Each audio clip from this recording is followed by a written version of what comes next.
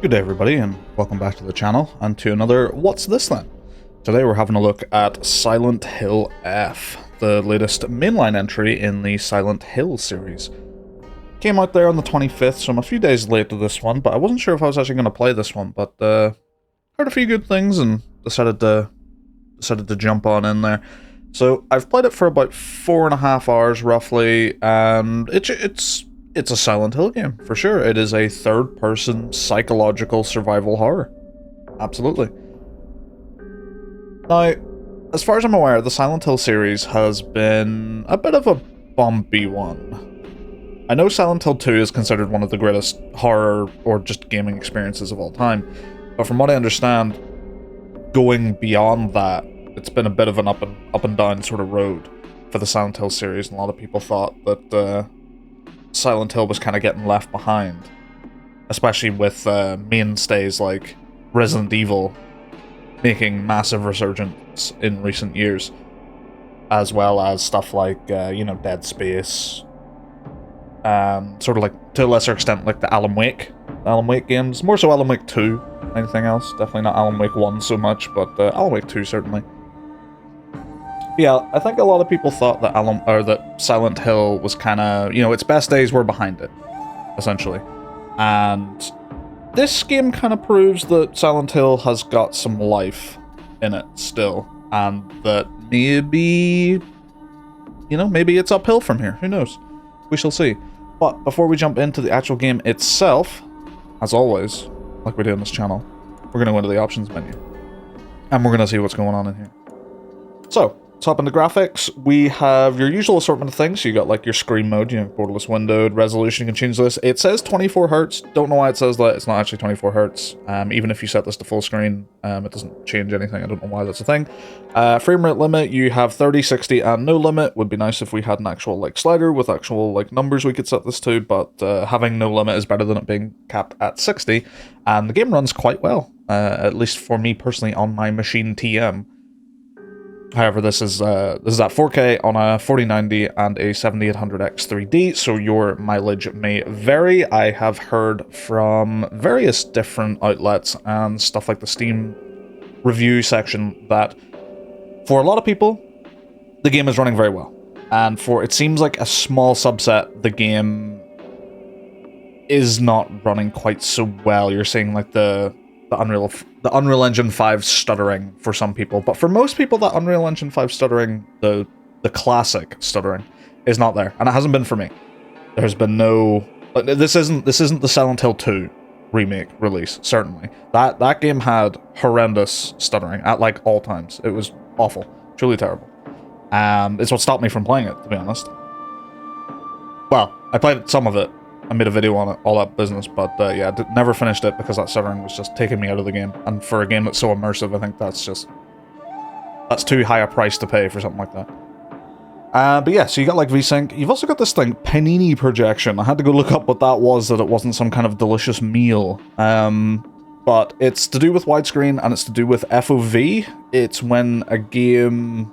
It's to make a wider FOV look more natural in a game that it's not really sort of meant to be that wide, if that makes sense. It's complicated, it uses lots of math. I think it's a UE5 specific thing right now, but I think other engines have versions of it. But it's essentially it's like an ultra widescreen thing. You don't really need to worry about this unless you're playing on that. I can't tell you the effect, how good it is, because I do not have a widescreen.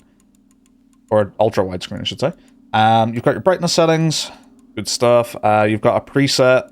You've also got screen percentage if you want to set the rendering resolution to improve performance. I have seen really no effect using this. Tried toggling about with it, didn't really seem to do much. Maybe there's another setting that's kind of hindering it, but it doesn't really tell you what. Not sure. But the game runs very well for me anyway, so I haven't had really any need to actually touch it. Indirect lighting, the game uses Lumen. I haven't really noticed too many crazy reflections, so I wouldn't really feel bad about turning this one down if you need more performance. Lumen can look really nice. Metal Eden, that I did a video on recently, used Lumen to great effect, looked absolutely gorgeous. But, as always, it will have a huge hit on your performance, depending on your card and stuff like that. Reflections, yeah, them as well, so you can toggle those about. Shadow quality, texture, shader, visual quality, post-processing, all that sort of stuff, you know, all that good stuff. View distance, anti-aliasing. Now, you can't actually turn anti-aliasing off. There's only TSR, FSR, and DLSS. I will always opt for DLSS in this scenario because I just think it looks the best and usually runs the best as well. It would be nice to have the option to turn it off, but I have a feeling that this game would not actually benefit from having anti-aliasing turned off just because it's such an immersive game, and you'll also get a lot of close-ups on a lot of things. And I think if anti-aliasing were turned off, you would notice the jaggy effect, like, quite significantly. And I also don't feel like there's any need to turn it off for clarity. This is not like a blurry game. This is not like a modern blurry game where I feel like I need to turn anti-aliasing off just to be able to see properly. So yeah, you've got that going for it. So you will have some form of upscaling on. Motion blur. You can just turn it off. I always turn that off. Usually I'll try it a couple of times just to see if it's any good, but most games I end up turning it off. And then you've got some colorblind stuff for, you know, the different types there. And you can also affect the intensity of it. So not the most vast graphics video settings in the world. There is no FOV setting. Now, when it comes to these sorts of games, FOV can be one of those funny things because horror is obviously a big part of this, and feeling somewhat claustrophobic or maybe not being able to see too much at one time can sometimes be a big part of the game design. However, I would like the ability just to up it just a smidge, just a tiny little bit more, just a smidge more would be nice. Now, audio in here, you've got master music, sound effects, voice system, good suite of audio options. You can also do output device, output settings, and you've got your dynamic range as well, which is all good stuff. Controls. Now, this is definitely a game I would recommend playing with controller. However, you can play it with mouse and keyboard, obviously, if you wish. But with controller, there is no rebinding. There is only controller layouts. Now, by default, light attack and heavy attack are on R1 and R2, whereas control layout C swaps those with the face buttons on the controller. So you might like that better. I've been tempted to actually try that out, because R1 and R2 just feels a little bit like... I don't know, it doesn't feel quite right for a game this slow. If that makes sense? I like it. I like R1 and R2 for stuff like Souls-likes. But this is not a Souls-like. So, control icons, you can change this between Xbox and PlayStation, which is always nice. So even if your controller doesn't get recognized as a PlayStation game for some reason, that can you can always just force that anyway. Now keybinds, actually, skip past that. You can rebind all your mouse and keyboard keys as always. Running, you can do toggle, and then you all sorts of camera and vibration stuff on there. And then language, this is the interesting one. So it has a display language, also got voice language, and you can choose between Japanese and English. Personally, I would recommend Japanese if you don't mind reading subtitles. I started, when I played the game, with English, just to see what it was like. And the English voice acting is fine. It's not terrible, but it's just fine. Whereas the Japanese voice acting is, it really feels like that is what the game was designed around, and especially the one big part is that the lip syncing is designed with the Japanese in mind. If you play on English, the lips will not match up with what the words are being said, and that can be quite jarring. There was one cutscene in particular that just made me go, oh, I really want to put on Japanese voice acting now. Not the actual quality of the English voice acting was bad, but it was just too jarring. In a game where I'm supposed to be, like, you know, fully immersed into it and all that sort of stuff. Yeah, other than that, you've got your subtitle stuff, lots of stuff. You can show speaker. You'll get a lot of names kind of thrown around, especially at the start of the game, so you might be a good turn this on if you are someone that struggles with remembering names. However, there is like a journal in the game that just sort of lists everyone anyway, so maybe not so much of an issue. And then you can also, like, turn the tutorials on and off if you wish. Yeah, that is the options menu. It's not too bad, it's not too bad. Few things missing, like an FOV slider would be nice. Maybe... yeah, and the ability to maybe turn off anti-aliasing just would be nice for other people as well. I usually like that sort of thing. Now, also with, I suppose while we're here in the settings, we'll just talk about the difficulty settings. So, when you go to start a new game, you're given action and puzzle difficulties separately. Now, it defaults to story for action and hard for puzzles. If you do not want to fuck with combat, keep that on story.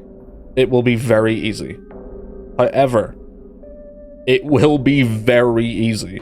There will be not a lot of tension when it comes to the enemies, especially when it comes to like resource management and all that sort of stuff. And I feel like that is an important, crucial part of these survival horror games. So personally for me, I put action on hard, and enemies do hit hard on this difficulty. Like, they will take off like half a health bar in one hit sometimes, depending on the type of move they do. Grabs from enemies are especially nasty. So I would personally recommend trying it on hard, but I could see how this could quickly become frustrating for some people, because you can die very quickly, and it can be a little bit unforgiving at times, but I do think it adds to the atmosphere and tension of the game. So I would try hard and then switch it to story if you're not liking it. Puzzle-wise, I think hard is a good place to keep it. Story mode, I haven't actually seen what that looks like, but Lost in the Fog, I believe it just gives you like no hints on the puzzles, like whatsoever.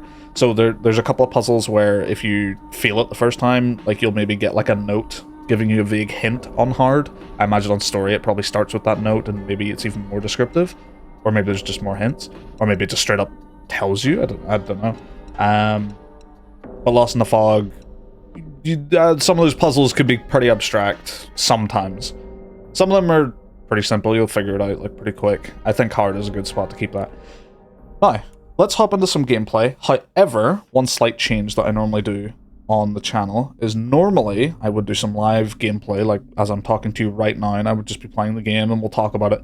However, I am still actively currently playing this game, and I did not make another save state to play from, like earlier in the game. Normally what I would do is set like another save file aside and play from that one, so I'm not, you know, doing this video over new stuff that I haven't seen in the game yet, because obviously I'm not going to be able to pay attention to what's happening in the game and discussing the game at the same time. So what I'm going to do here is I will have my stream footage. I'm going to pop that up on the background here so that you guys can see that. I won't really be able to see it. I'm just going to keep talking here, and then I'm going to put that up in post. So, because I'll not actually be discussing anything directly that's on the footage. It will just be in the background, so you can see some live moment-to-moment gameplay and see how the game actually plays, instead of just, you know, chopped up gameplay footage where you don't really know how things sort of flow into one another, which I feel is important for a first impressions of the game. So, give me 1 second, and I will throw up the gameplay, and we will discuss the game. Alright, so let's actually talk about some Silent Hill F gameplay, shall we? Well, I say that. First, I'll talk about the premise a little bit here, because this is a little bit different than my normal sort of live gameplay. I've just sort of written down a few bullet points that I want to follow, just to make sure I don't get a little bit all over the place, and I'm actually keeping on track.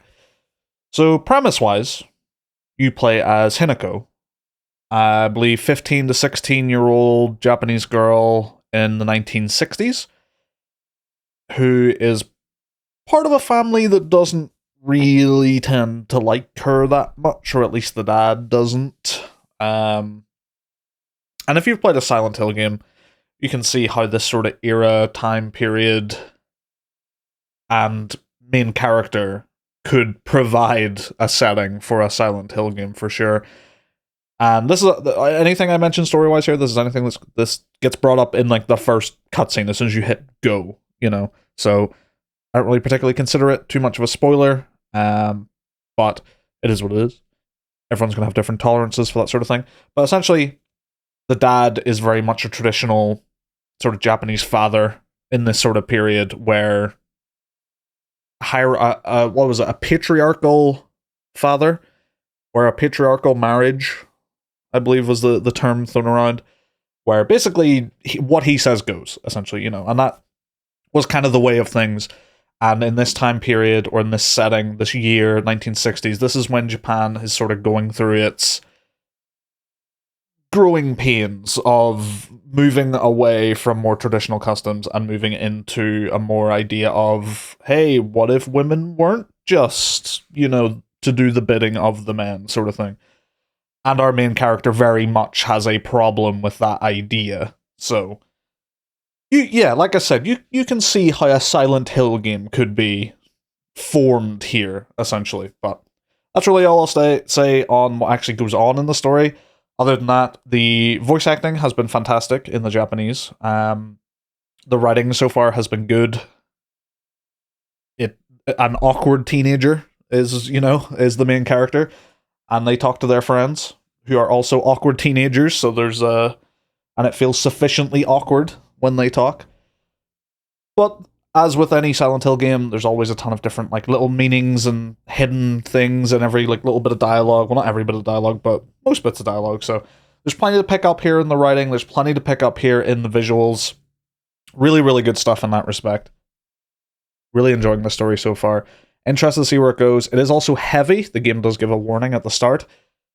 Basically to say content warning, we're going to be dealing with some heavy stuff here. And yeah, I mean, off rip, right out, frame one, you're getting hit with it. So be aware of that. But if you're interested in the Silent Hill game, you probably know what to expect in that regard. So yeah, it's all very interesting stuff so far, certainly. Now, the technical state, I touched on this a little bit whenever I was going over the settings, such as the game is running very well for me. That is to say, it's not without its graphical issues.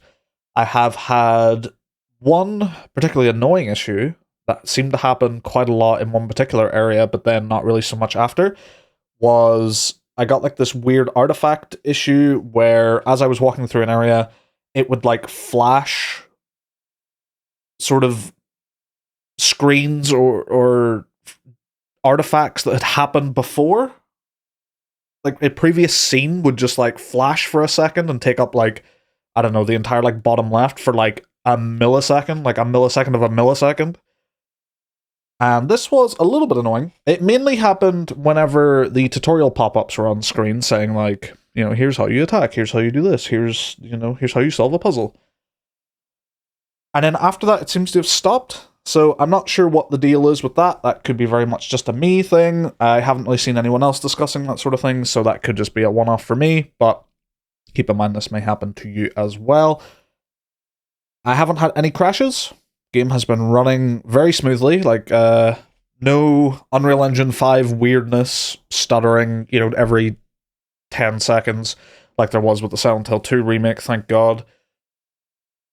But there is still the occasional stutter whenever you would sort of go into an area where the game is very clearly loading new assets ahead of you, which is a shame. I wish that weren't the case, but it's hardly unique to this game specifically. But other than that, technical state of the game is very, very good, for me at least, As with any technical statement, always keep in mind that is on that person's machine. Results may vary, but it does seem widely considered to be running pretty well for most people. So I'd say that's probably a good sign. Now, let's speak on the visuals. This is a very good looking game. Not the most like, you're not going to be pixel peeping the textures and being like, wow, this is the most incredible looking game of all time. But that's not really what this game's going for. It's going for a very good, strong presentation. Very good visual art style. And it nails it. The fog sweeping over this little rural Japanese village set in kind of like a mountainous sort of area. It all looks great. It all looks fantastic. The atmosphere here is absolutely incredible. Walking around the village is tense, it's eerie, it's creepy, and it looks really good. The characters are all looking really good as well. Like, everything just looks fantastic. It all lines up really, really nicely. There's nothing I've really looked at yet and gone, ooh, that stands out of place, or ooh, that could have looked better. That sort of stuff. There's nothing like that really in the game so far that I've personally come across. This also extends to the enemy design as well. All the enemy designs look fantastic. However, creepy as well, and disgusting. But, they look the part. So, in terms of visuals, really, really good. Really, really good. Had a fantastic time with this so far. In terms of that regard, anyway. Now, music and sound design, this is always going to be a bit of a subjective one, obviously, but when it comes to, say, music. But I think the music fits this setting, fits the time period, fits what's happening very, very well. The music knows when to come in to add tension to the scene, to add creepiness, to add eeriness, to just go on top of the visuals and be like, we're reinforcing this idea heavily. And the music can really make you feel like, wow, I am deeply uncomfortable right now. I just do not feel safe. Anything could happen at any time. There could be a monster right behind that corner. Who knows what's coming, you know? So, nothing but good things to say about the music. Actual sound design is really good as well. Like I was saying before, the voice acting is really, really good in the Japanese. In English, it's fine. So I would definitely recommend playing this in the Japanese voice acting with English subtitles if you can. If you don't mind a little bit of reading. But yeah, everything sounds good. All the weapons as well, like when you're actually in combat and you're like smacking enemies about with your metal pipe, because Hinako is just a beast, apparently, in this game. Yeah, it all sounds good. All sounds good. Now, to speak on to the gameplay, this is where things get sort of the most interesting. From what I understand, this game, gameplay-wise, is a little bit more action-oriented than your typical Silent Hill. It certainly is more than the Silent Hill 2 remake. So just to speak on that a little bit, I have not played any of the Silent Hill 2, or any of the Silent Hill games bar the Silent Hill 2 remake. Just a series of games that sort of passed me by back in the day. But for the most part, they've generally had combat. Combat has not been the main focus. Usually quite stiff, from what I understand. Except for the Silent Hill 2 remake, kind of made that a bit nicer. This one has like a full-on, like, Bloodborne-esque dodge, stamina bar system, counter system. It's getting there. It's getting there. It's kind of crazy at times how sort of much Hinako can kind of move and actually, like, how much damage she can just dish out at a moment's notice. And it does work. It doesn't, like, take me out. We don't get into a fight and suddenly I'm like, hey, we're playing, Devil May Cry here, or I'm playing Bloodborne or something. It's just a bit more than a Silent Hill game is usually, so you may notice this and be like, hey, this isn't my Silent Hill, or you may go, oh, this is exactly what Silent Hill kind of needed for its combat, sort of thing. And that is not to say that the combat is, like, easy. This is why I sort of recommended playing it on hard, because with these systems, it can be made easy if you know what you're doing. If you make very good use of them, along with, like, consumables and stuff like that, you can kind of make the combat easy. But enemies always hit like a truck, so you're always very much punished for, like, mistakes. If, like, you whiff a pipe swing, an enemy gets a stabbing on you, that could be like a third or half of your health gone. And that's what keeps the combat tense, which is, again, why I recommend playing the combat on the hard difficulty, because you don't want to be going through the horror village, foggy horror village where everything's out to kill you, or at least it feels that way, and you just feel like, you can curb stomp everything that comes your way. Because you certainly can, but if you mess up, it's gonna hurt. Which is it's an interesting way of doing it, because you have a dodge, and if you time the dodge at the right time as the attack is, like, just about to hit you, you'll get, like, a perfect stamina dodge where your stamina actually fully refills and it doesn't reduce for, like, a set period of time. So you can do, like, a perfect dodge and then just wheel into an enemy. There's also like a light and heavy attack. I think I was mentioning that earlier with R1 and R2. Now, R2's, the heavy attacks tend to stun enemies, but not, like, you can't properly stun lock them, but you can generally get, like, one good stun in on the enemy and then use that to sort of catch your breath or think about what you want to do next, sort of thing.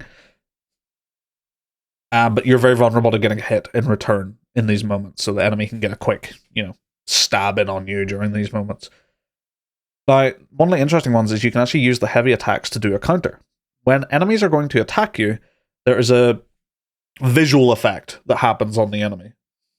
And it's like this weird VHS kind of effect. It's a little bit strange. I'm not sure what the decisioning was behind the actual look of it.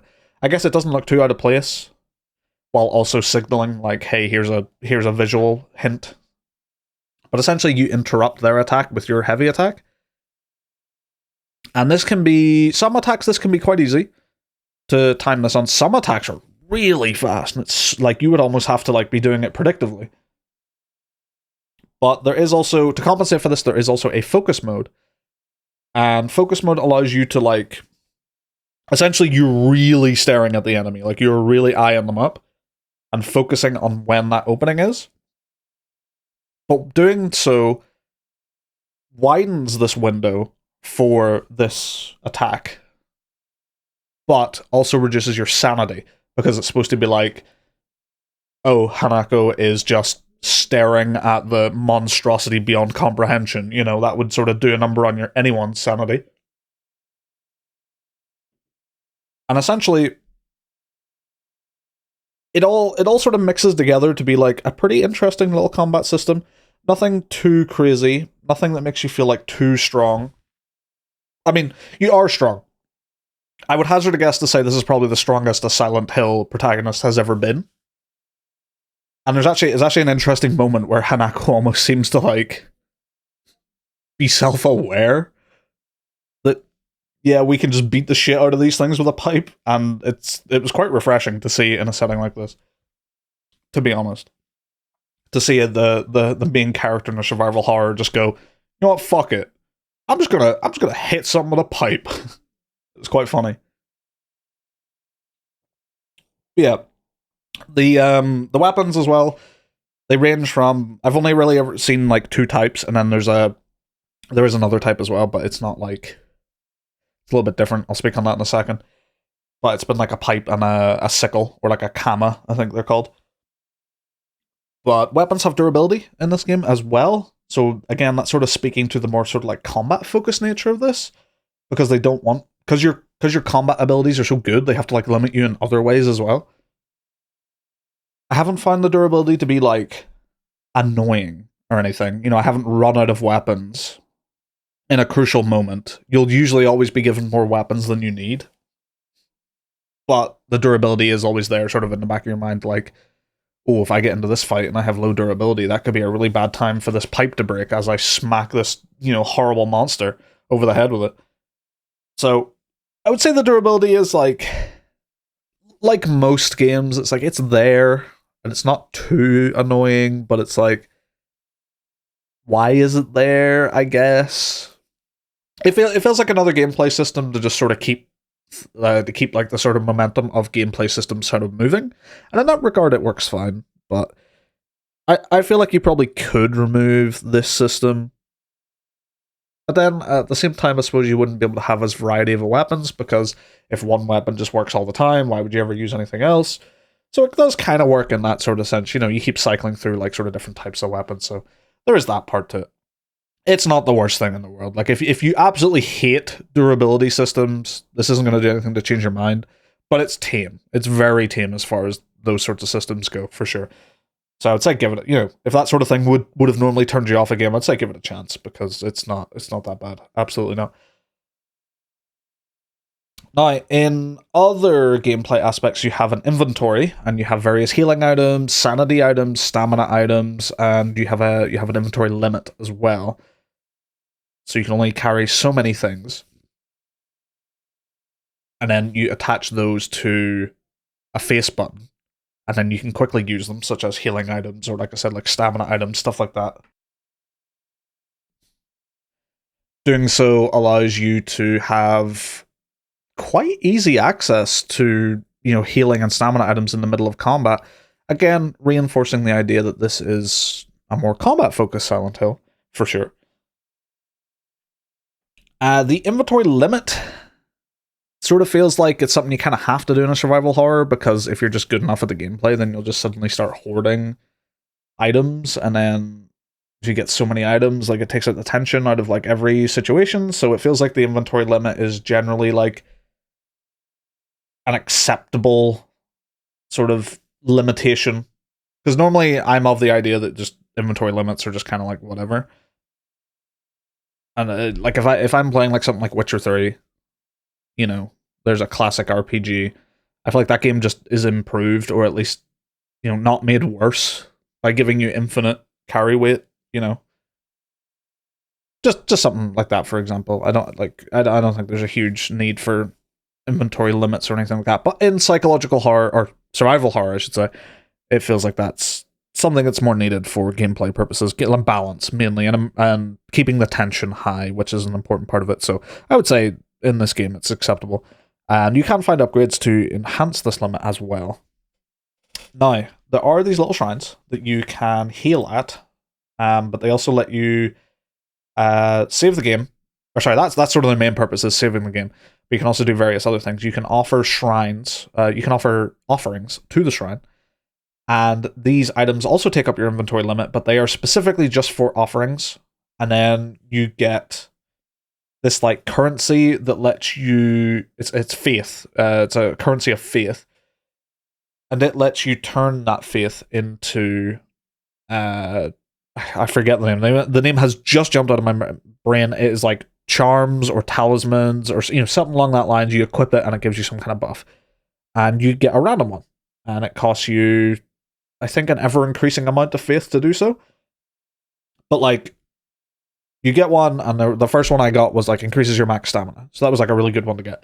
And another one was every time you pick up a food item, which is generally healing or stamina based, then you get a little bit of health just for picking it up. So, stuff like that. And then sort of lastly, you can use a blank talisman or charm, whatever the name is again. Sorry, I forget the name. You can use a blank one, and you can spend faith, like quite a bit of faith, to upgrade yourself in some way.